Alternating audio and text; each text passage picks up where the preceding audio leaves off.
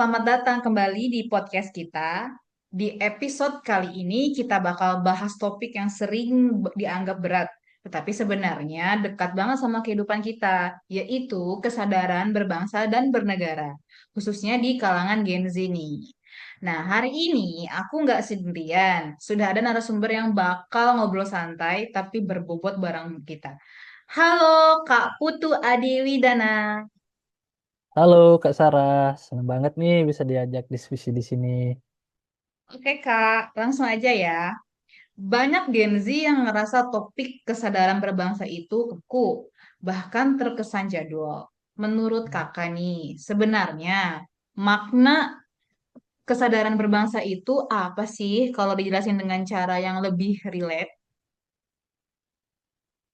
Iya sih Kak, itu emang sering jadi stigma ya.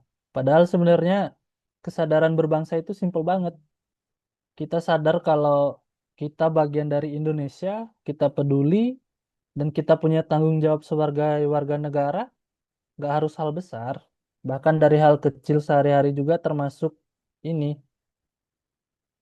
kesadaran berbangsa. Hmm, contohnya gimana sih Kak? Contohnya nih, misalnya kita bijak di media sosial. Sekarang kan banyak banget nih informasi beredar. Kalau kita asal share tanpa cek, itu bisa menyebarkan hoaks. Nah, itu bisa merugikan banyak orang dan bahkan memecah belah masyarakat.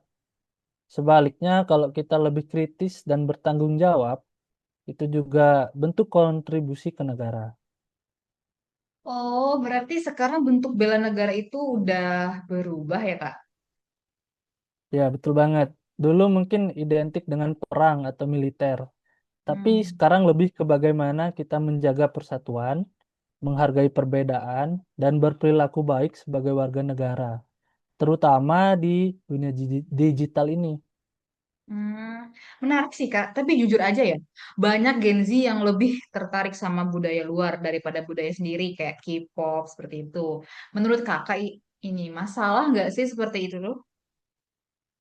Menurut saya sih sebenarnya nggak sebenarnya salah ya Kak. Kita hidup di era globalisasi, jadi wajar kalau terpengaruh budaya luar. Yang jadi masalah itu kalau kita sampai kehilangan identitas sebagai warga negara Indonesia dan nggak menghargai budaya sendiri.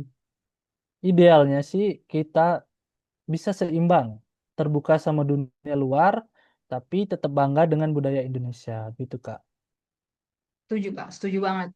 Nah, kalau kita lihat sekarang nih, apa sih Kak tantangan terbesar Gen Z dalam hal kesadaran berbangsa? Ada beberapa sih Kak. Pertama, arus informasi yang sangat cepat.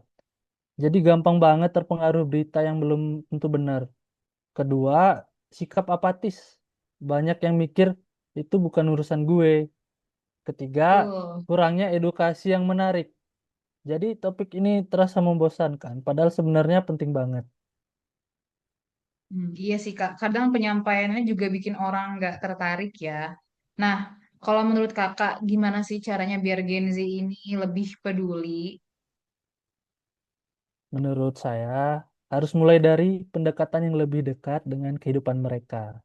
Misalnya lewat konten kreatif di media sosial, diskusi santai, atau contoh nyata di kehidupan sehari-hari. Dan yang paling penting, jangan cuma teori, tapi kasih contoh langsung. Nah, contoh nyatanya nih Kak, kayak gimana gitu? Contohnya banyak banget, Kak. Nggak menyebar ujaran kebencian, menghargai perbedaan pendapat, ikut kegiatan sosial di lingkungan, taat aturan. Walaupun sederhana, hal-hal kecil ini kalau dilakukan banyak orang, dampaknya besar. Oh, berarti sebenarnya kita tuh udah bisa berkontribusi ya Kak, tanpa harus nunggu jadi orang besar dulu, ya kan Kak? Iya, betul banget. Kadang kita mikir kontribusi itu harus sesuatu yang besar, padahal dari hal kecil yang konsisten justru lebih berdampak, Kak. Ah, betul banget Kak. Nah, sebelum kita tutup nih Kak, saya mau tanya satu hal terakhir. Kalau kakak boleh kasih pesan nih sama Gen Z yang di luar sana, apa sih kak yang ingin kakak sampaikan? Pesan aku simpel, jangan cuek, karena masa depan negara ini juga ada di tangan kita.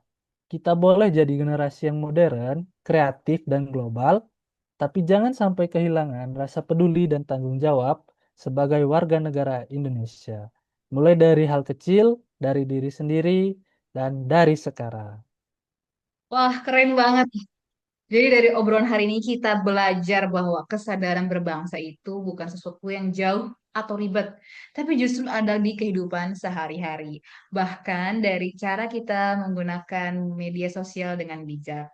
Oke, terima kasih Kak Putu Adi Widana atas informasi yang telah disampaikan. Sama-sama Kak Sarah Nurfasana.